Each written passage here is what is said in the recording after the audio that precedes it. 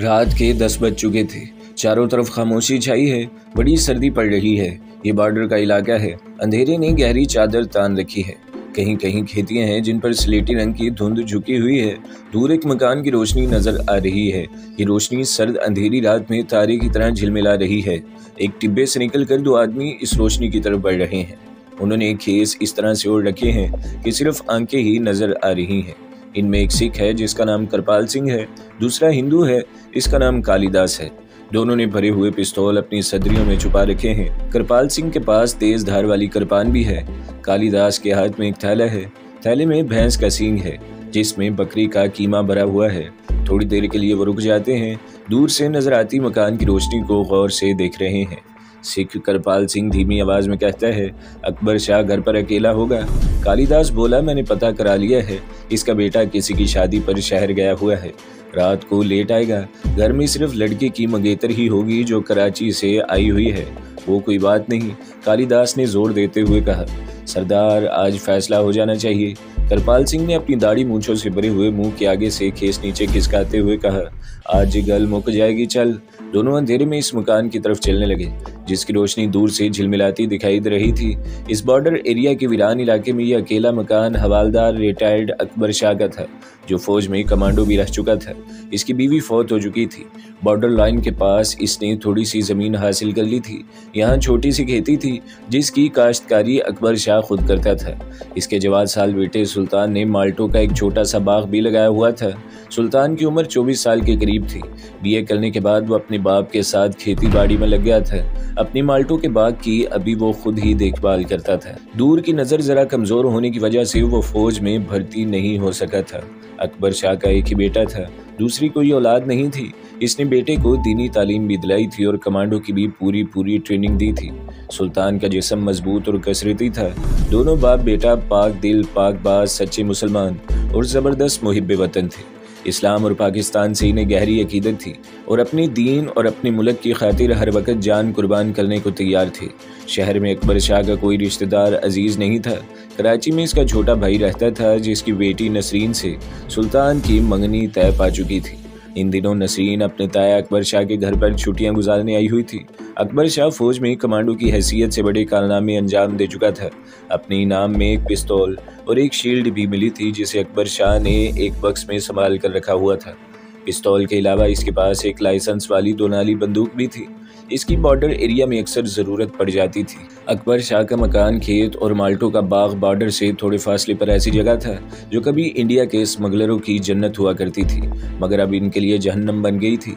क्योंकि अकबर शाह सच्चा पाकिस्तानी मुजाहिद होने के साथ साथ एक मिसाली मुहिब्बे वतन कमांडो भी था।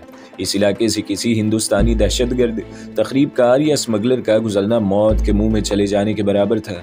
अकबर शाह की वजह से ये इलाका महफूज और मामून हो गया था। इंडिया के स्मगलरों और तखरीबकारों को ज़बरदस्त जानी और माली नुकसान उठाना पड़ रहा था। स्मगलिंग के लिए ये इलाका नागुज़ीर था और यहाँ शेरदिल पाकिस्तानी कमांडो अकबर शाह बैठा हुआ था। किसी स्मगलर की जुर्रत नहीं होती थी कि इधर का रुख करे। कृपाल सिंह और कालिदास इंडिया के नामी गिरामी स्मगलर थे। अकबर शाह की वजह से इनकी बादशाहत ख़त्म हो रही थी। इनका सारा नाजायज़ कारोबार ठप हो गया था। उन्होंने अपने आदमी भिजवा कर अकबर शाह से बातचीत भी की। हर माह हज़ारों रुपए अदा करने का लालच भी दिया, मगर अकबर शाह ने इन आदमियों को ये कहकर अपने घर से निकाल दिया कि अगर दोबारा आए तो गोली से उड़ा दूंगा। चुनाचा आज कृपाल सिंह और कालिदास खुद अकबर शाह से आखिरी बार बात करने जा रहे थे। वो इसमें एक फैसला करके आए थे और अकबर शाह से आखिरी फैसला करने जा रहे थे। रात सर्द और खामोश थी। दोनों स्मगलर अंधेरे में अकबर शाह के मकान की तरफ जा रहे थे। माल्टो के बाग में आकर दोनों रुक गए। कृपाल सिंह ने कालिदास को कहा, जल्दी मत करना, पहले मुझे बात कर लेने देना, फिर जो होगा देखा जाएगा। ठीक है सरदार। अब दोनों बड़ी एहतियात से कदम उठा रहे थे। किसी वक्त भी अकबर शाह के पालतू कुत्ते भौंकने की आवाज़ आ सकती थी। कालिदास ने थैले में से वो सींग निकालकर हाथ में पकड़ लिया था जिसमें कीमा भरा हुआ था। अकबर शाह का एक मंजिला कुशादा मकान एक वसी अहाते के अंदर, अहाते का गेट रात को बंद कर दिया जाता था। कालिदास ने सींग में जो कीमा भरा हुआ था इसमें ख्वाब आवर गोलियां भी पीस कर डाल दी गई थी ताकि एक तो कुत्ता कीमा खाने में लग जाए और दूसरा कीमा खाने के बाद वो नीम बेहोश हो जाए। मकान के बरामदे की बत्ती जल रही थी। दोनों स्मगलर मकान की गेट की तरफ आए। अंधेरे में कुत्ता भौंकता इनकी तरफ बढ़ा। कालिदास पहले से तैयार था। इसने सींग कुत्ते की तरफ फेंक दिया। कुत्ते के भौंकने की आवाज़ सुनकर अकबर शाह ने जो लिहाफ ओढ़े पलंग से टेक लगाकर बैठा था, एक इस्लामी तारीखी नावल पढ़ रहा था, अपनी होने वाली बहू को आवाज़ दी। नसरीन, पुत्र देख, शायद सुल्तान आ गया है। मजबूत हद काट की नौजवान शरीफ नफ्स लड़की नसरीन इस वक्त किचन में बर्तन लगा रही थी। वहीं से आवाज़ दी, अच्छा अब्बू, देखती हूँ। अकबर शाह ने महसूस किया कि कुत्ता ज़रूर भौंका था, मगर इसके बेटे की जीभ की आवाज़ नहीं आई। गर्म लिहाफ ने इसे बाहर न निकलने दिया और वह वहीं बैठा किताब एक तरफ करके नसरीन के जवाब का इंतज़ार करने लगा।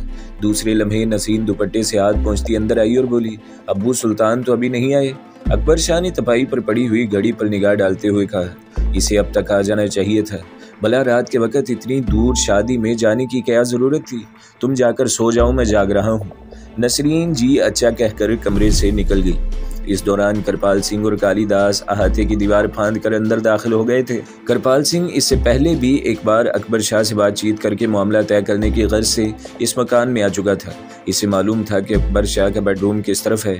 अंधेरे में वो कालीदास को अपने पीछे लगाए कोठीनुमा मकान के बरामदे में आया। बेडरूम का दरवाज़ा अंदर से बंद था। दूसरी जानिब एक खिड़की थी। करपाल सिंह ने खिड़की को जरा सा दबाया तो मालूम हुआ कि अंदर से चटखनी लगी हुई है। दोनों ने भरे हुए पिस्तौल निकाल लिए थे। खिड़की के आगे पर्दा गिरा हुआ था, पीछे रोशनी हो रही थी। करपाल सिंह ने जरा सा पर्दा हटाकर देखा, अकबर शाह पलंग पर लिहाफ ओढ़े नींद दराज होकर किताब पढ़ रहा था। बड़ा मुनासिब मौका था। अकबर शाह इतनी जल्दी होशियार नहीं हो सकता था। करपाल सिंह ने कालीदास को हमला करने का इशारा किया और खुद धड़ाक से खिड़की खोलकर कमरे में कूद गया। अकबर शाह के सिराने के नीचे रिवॉल्वर मौजूद था, मगर जब तक वो इसे निकालता करपाल सिंह और कालीदास इसके सर पर पहुंच चुके थे। अकबर शाह ने करपाल सिंह को पहचान लिया था। वो ये भी समझ गया था कि ये लोग इसके पास क्यों आए हैं। इसने तारीखी इस्लामी नावल एक तरफ रख दिया और बड़े सुकून के साथ करपाल सिंह की तरफ देखकर कहा, करपाल सिंह, अगर तुम मुझे कत्ल करने आए हो तो मैं निहत्था होते हुए भी तुम्हारा मुकाबला करूंगा, और अगर तुम मुझसे स्मगलिंग के लिए रास्ता मांगने आए हो तो मेरा जवाब वही है जो इससे पहले जो मैं तुम्हें दे चुका हूँ। मैं अपने मुल्क के खिलाफ गद्दारी करने का तसव्वुर भी नहीं कर सकता।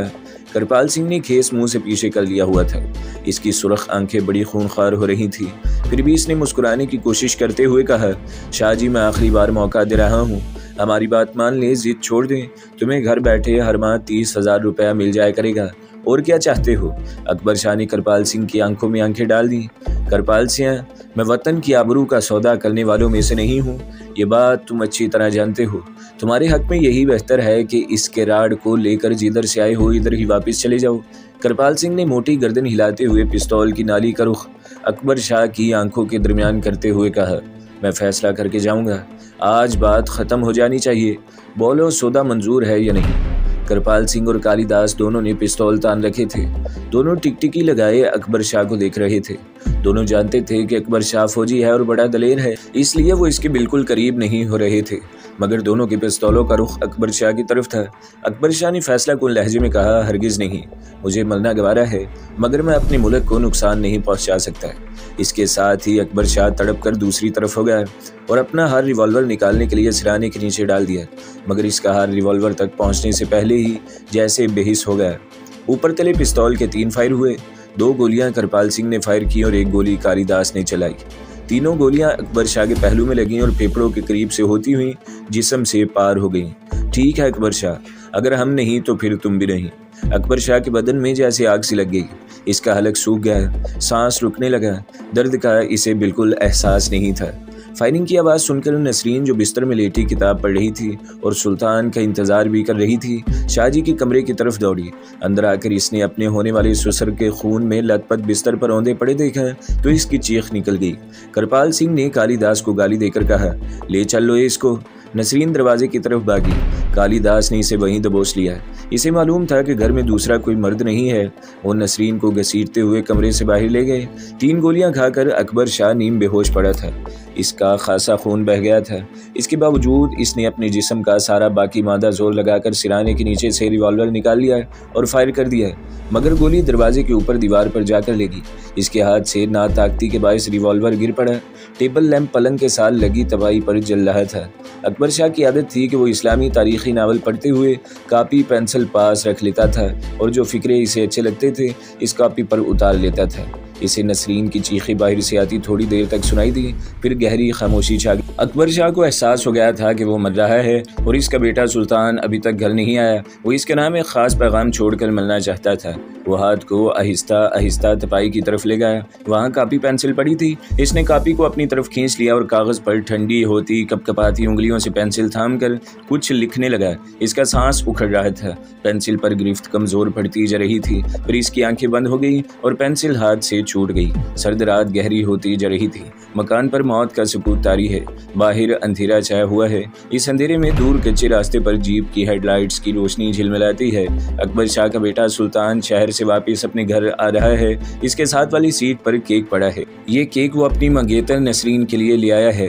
वो जानता है इसका वालिद नाराज होगा कि इसने इतनी देर क्यों लगा दी, मगर वो क्या करता। इसके जिगरी दोस्त परवेज की शादी थी। बारात ही देर से आई। सुल्तान को अपने घर के बरामदे में जलती बत्ती की रोशनी दिखाई दी तो इसने कच्चे पर जीप की रफ्तार तेज कर दी। जीप चारों तरफ से बंद थी, मगर इसके बावजूद सर्द हवा अंदर आ रही थी। सुल्तान ने सोचा कि वो जाते ही नसरीन को कॉफी बनाने के लिए कहेगा। घर के करीब पहुंचकर इसने दोबारा हॉर्न दिया। शहर से घर आते हुए वो हमेशा 2 बार हॉर्न दिया करता था और नसरीन दौड़ कर आती थी और गेट खोलकर इसका मुस्कुराते हुए चेहरे से इस्तकबाल करती थी। इसने देखा कि अहाते का गेट आधा खुला हुआ है। वो कुछ हैरान सा हुआ क्योंकि रात को गेट हमेशा बंद रखा जाता है। इसने एक बार फिर हॉर्न दिया। मकान से कोई बाहर ना आया। वो जीप अहाते के अंदर ले गया। किचन और इसके बेडरूम की बत्तियां भी रोशन थी। जीप खड़ी करके वो हाथों को जोर जोर से रगड़ता हुआ जीप से बाहर निकला और दौड़ कर किचन में आ गया। वो सबसे पहले नसरीन से मिलना चाहता था। एक तो इसे कहे कि मेरे लिए कॉफ़ी बना दे और दूसरा ये पूछे कि अब्बू का मूड ज़्यादा ख़राब नहीं है। किचन में बर्तन बेतरतीबी से पड़े थे। नसरीन वहाँ नहीं थी। शायद अब्बू के कमरे में होगी। वो अपने वालिद के कमरे की तरफ बढ़ा। इनके बेडरूम का दरवाज़ा भी आधा खुला हुआ था। अंदर से टेबल लैंप की रोशनी आ रही थी। सुल्तान कमरे में दाखिल हो गया। पहले तो इसे ऐसा लगा जैसे पलंग खाली है। फिर इसने अपने वालिद को देखा कि बिस्तर पर औंधे पड़े हैं। एक बाजू दूसरी तरफ पलंग से नीचे लटक रहा है। वो खून में लथपथ थे। सुल्तान एक दफ़ा तो जैसे बिल्कुल पत्थर का बुत सा बन गया। फिर इसके हलक से चीख की आवाज़ निकली। ये चीख नहीं थी। इसने नसरीन को आवाज़ दी। इसने अपने वालिद को पलंग पर सीधा किया और खून ही खून था। बाप की पथराई हुई आंखें नीमवा थी। ये क्या हो गया, ये क्या हो गया। वो नसरीन को पुकारने लगा। इसकी नज़र कॉपी पर पड़ी जिस पर टेढ़े मेढ़े लफ्ज़ों में कुछ लिखा हुआ था। बाप के सर को अपने साथ लगाए सुल्तान आंसू बहाता हुआ आंखों से कॉपी पर लिखी हुई तहरीर पढ़ने लगा था। लिखा था, सुल्तान मुझे करपाल सिंह कालीदास ने कत्ल किया है। नसरीन को उठाकर ले गए हैं। इसे वापस लाना, काफिरों से खून का बदला लेना। सुल्तान बेटे, अल्लाह अल्लाह। सुल्तान के होंठ कपकपा रहे थे। आंखों से आंसू निकलकर अपने बाप की आखिरी तहरीर पर गिर रहे थे। फिर इसने अपने आप को संभाला। पलंग की दूसरी तरफ अकबर शाह का रिवॉल्वर गिरा हुआ था। सुल्तान ने इसे खोलकर देखा। एक गोली फायर की गई थी। रिवॉल्वर मेज पर रखकर सुल्तान ने कॉपी में से कागज फाड़कर जेब में डाला और तेज कदमों से अपने कमरे में आकर पुलिस स्टेशन फोन करने लगा। नसरीन कहाँ होगी? सुल्तान का खून खोल रहा था। बाप का कत्ल, इसके होने वाली बीवी नसरीन का अगवा, ये सब कुछ अचानक कैसे हो गया? करपाल सिंह, मैं तुझे नहीं छोड़ूंगा। अपने बाप के खून का बदला लूंगा। या अल्लाह, नसरीन की इज्जत तेरे हाथ है। इसकी हिफाजत करना, या अल्लाह या अल्लाह। हेलो। दूसरी तरफ से थाने के मुहर्रर की मखसूस अल्फाज वाली आवाज़ आई। सुल्तान ने बताया कि इसके वालिद को कत्ल कर दिया गया है और इसकी मंगेतर अगवा हो गई है।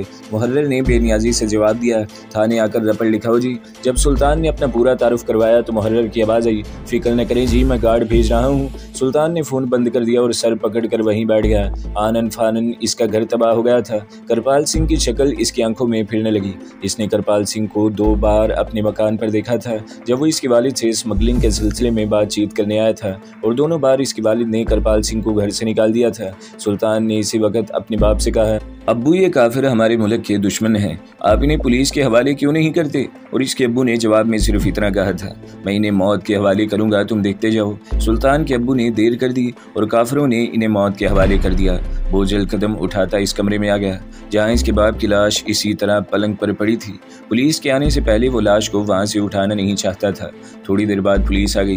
3 सिपाही थे, एक हवालदार था। इसने कमरे में इधर उधर देखा, लाश का जायजा लिया। सुल्तान की तरफ देखकर पूछा, आपको किसी पर शक व शुबा हो तो इसका नाम तहरीर करें। सुल्तान ने वालिद की लिखी हुई तहरीर हवालदार के हवाले कर दी। हवालदार ने इसे गौर से पढ़ा, कहने लगा, ये तो रेंजर्स का केस है बादशाह, ऐसा करें सुबह रेंजर्स हेडक्वार्टर में जाकर रिपोर्ट लिखवाएं। सुल्तान ने कुछ न कहा, वो चुप रहा। पुलिस चली गई। सुल्तान ने जीप निकाली और बॉर्डर को जाती कच्ची सड़क पर आ गया। दीवानों की तरह जीप चलाते हुए इसने नसरीन को जगह जगह तलाश किया। जीप एक तरफ खड़ी करके उजाड़ जमीनों, खडनालों और टिब्बों में देखा, मगर कृपाल सिंह और कालिदास वहां से निकलकर बहुत दूर जा चुके थे। सुल्तान खोलते हुए दिमाग के साथ वापिस आ गया। इसने टॉर्च ली और अंधेरे में अहाते की दीवार से दूसरी तरफ माल्टो के बाग में आकर इधर उधर देखने लगा। बाग की मेंढ के करीब इसकी नजर अपने कुत्ते पर पड़ी। कुत्ता बेहोश पड़ा था। इसने वो सींग भी देखा जिसमें भरा हुआ आधा कीमा कुत्ते ने खा लिया था। कृपाल सिंह की सारी स्कीम इसकी समझ में आ गई। वो बाप के पास आकर बैठ गया। इसके सब्र का बंध टूट गया था और वो दोनों हाथों में चेहरा छुपाकर फूट फूट कर रोने लगा। रोने से दिल का गुबार जरा हल्का हुआ तो नसरीन की शक्ल आंखों के सामने आ गई। इसका खून जैसे उबलने लगा। इसकी मुठ्ठियां भीज गईं। अपने आप इसके मुंह से एक फंकार से निकल गई। फिर इसने दोनों हाथ आसमान की तरफ उठा दिए और आजी से कहा, या अल्लाह, मैं बेबस हूँ। अब तेरे सिवा मेरी इज्जत का रखवाला और कोई नहीं। मेरी इस घर की, नसरीन की इज्जत की हिफाजत कर। सुल्तान सारी रात बाप की लाश के सिरहाने सर झुकाए बैठा अल्लाह को याद करता रहा, मगफरत की दुआएं मांगता रहा। सुबह इसने अपने दोस्त परवेज को फ़ोन पर इस साने की इतला दी। वो इसी वक्त गाड़ी में बैठकर आ गया। अकबर शाह की लाश को मकान के अहाते में ही दफन किया गया। करीबी गांव के कुछ लोग भी आ गए। सुल्तान अपने दोस्त परवेज को एक तरफ ले गया, कहने लगा, मेरे दोस्त, इस वक्त मुझे तुम्हारी ज़रूरत है। मुझे बताओ मैं तुम्हारे लिए क्या कर सकता हूँ। परवेज ने सुल्तान के कंधे पर हाथ रखते हुए कहा। सुल्तान के चेहरे पर किसी किस्म के तासुरात थे, जैसे इसने किसी बहुत बड़े तूफान को अपने अंदर रोक रखा है। मेरे दोस्त, मैं ये मकान, ये बाग तुम्हारे हवाले करता हूँ और तुम। परवेज की आंखों में एक सवाल था, जिसके जवाब में सुल्तान ने कहा, मुझे अपनी मंगेतर को काफिरों के जंगल से छुड़ाना है। अपने बाप के कातलों से कत्ल का बदला लेना है। मैं इनकी तलाश में जा रहा हूँ। मगर परवेज ने हकलाते हुए कहा, इसमें बड़ा खतरा है सुल्तान। सुल्तान की आंखों में शोले लपक रहे थे। खतरा? किसका खतरा? जान का खतरा। फिक्र न करो, मैं नहीं मरूंगा। जब तक मैं अपने बाप के खून का बदला नहीं ले लेता, जब तक मैं नसरीन को वापस नहीं ले आता, मैं नहीं मरूंगा। मगर सुल्तान, वो दुश्मन मुल्क है। किसके पास जाओगे? कहाँ रहोगे? पकड़े गए तो वो लोग तुम्हें जिंदा नहीं छोड़ेंगे। सुल्तान ने जवाब दिया, ये बातें तुम सोचते हो, तुम्हें ऐसी बात ही सोचनी चाहिए। मैं ऐसी बातें नहीं सोचता। मुझे ऐसी बातें सोचनी ही नहीं चाहिए। जब दिन ढल गया और शाम का अंधेरा फैलने लगा तो सुल्तान अपने मरहूम वालिद के कमरे में गया। इसका संदूक खोलकर ब्रीफकेस निकाला। ये इसके वालिद का ब्रीफकेस था, जिसमें उन्होंने अपना वो मेडल संभाल कर रखा हुआ था जो इन्हें सर्वस के ज़माने में दुश्मन के खिलाफ शुजाअत का मुजाहरा करने पर मिला था। शुजाअत के मेडल को चूमते हुए सुल्तान का जिस्म शोले की तरह भड़क रहा था। इसने मेडल ब्रीफकेस में रखा, संदूक को ताला लगाया। दूसरे कमरे में आकर पोलो नेक स्वेटर के ऊपर गर्म जर्सी पहनी, अपना लाइसेंस वाला रिवॉल्वर और फालतू गोलियां जेब में डाली। 4000 के करेंसी नोट बटुए में रखे और अहाते में बाप की कब्र पर आ गया। इसने फातिहा पढ़कर अपने बाप की मगफरत के लिए दुआ की और अपनी जीप की तरफ बढ़ा, जहाँ इसका जिगरी दोस्त परवेज पहले से मौजूद था। मकान की चाबी परवेज के हवाले करते हुए सुल्तान ने कोई बात न की। इसका चेहरा तमतमा रहा था। परवेज कुछ कहने वाला था कि सुल्तान ने इसके होंठों पर हाथ रख दिया। परवेज, काफिर ने मेरी इज्जत पर हाथ डाला है। मैं इन सबको मार डालूंगा, चाहे खुद भी मर जाऊं। जीप में बैठकर इसने इंजन स्टार्ट किया और तेजी से मकान के अहाते से बाहर निकल गया। वो इस इलाके में पला बड़ा था। इसने बॉर्डर क्रॉस करने की बड़ी कहानियां सुन रखी थी। बाद सरहदी देहात के लोगों की जुबानी से बड़ी मालूमात भी हासिल होती रही थी। अगरचे इन मालूमात से फायदा उठाने का इसका कभी भी कोई इरादा नहीं हुआ था, मगर ये सारी मालूमात एक कमांडो की हैसियत से वो अपने जहन में जमा करता रहा था। आज इन मालूमात से फायदा उठाने का वक्त आ गया था। वो बड़ी तेजी से कच्चे रास्ते पर जीप को उड़ाए लिए जा रहा था। इस इलाके के चप्पे चप्पे से वाकिफ था। कच्चा रास्ता एक खाल पर जाकर खत्म हो गया। इसने जीप खाल के किनारे पर डाल दी। ये खाल आगे जाकर दरिया में गिरता था। दरिया ही इसका टारगेट था। रात की तारीकी चारों तरफ छाने लगी। सुरमई आसमान पर तारे निकल आए थे। कच्चा रास्ता ना हमवार था। इसने जीप की बत्तियां जला रखी थी। जब दरिया का किनारा करीब आ गया तो इसने बत्तियां बुझा दी। जीप की रफ्तार आहिस्ता कर दी। यहाँ मिट्टी के डिब्बे थे जिनके अंदर कुदरती गार बने हुए थे। एक खास मुकाम पर पहुंचने के बाद सुल्तान ने जीप रोकी, नीचे उतरा, टिब्बे की गार का जायजा लिया, फिर जीप को आहिस्ता आहिस्ता चलाकर गार के अंदर ले गया। अपने कमांडो चाकू से बहुत सी झाड़ियां काटकर जीप को जितना कर सकता था कैमोफ्लेज किया। गार के मुंह पर खड़े हुए दरिया के मशीकी किनारे को देखा, जिसके किनारे पर उगे हुए सरकंडों की कतार साए की तरह दूर तक चली गई थी। इसकी मालूमात के मुताबिक यहाँ से इसने अपनी जान खतरे में डालकर अंधेरे में दरिया पार करना था। अपने बाप से ली हुई कमांडो ट्रेनिंग ने इसे सिखाया हुआ था कि अगर कश्ती न हो और आदमी तैरना भी ना जानता हो तो दरिया की किस तरह पार किया जाता है। अपने बाप की दी हुई तरबियत पर अमल करते हुए इसने ख़ास एहतमाम किया और दरिया में उतर गया। वो किनारे के साथ साथ दरिया के मुखालिफ रुख पर जा रहा था।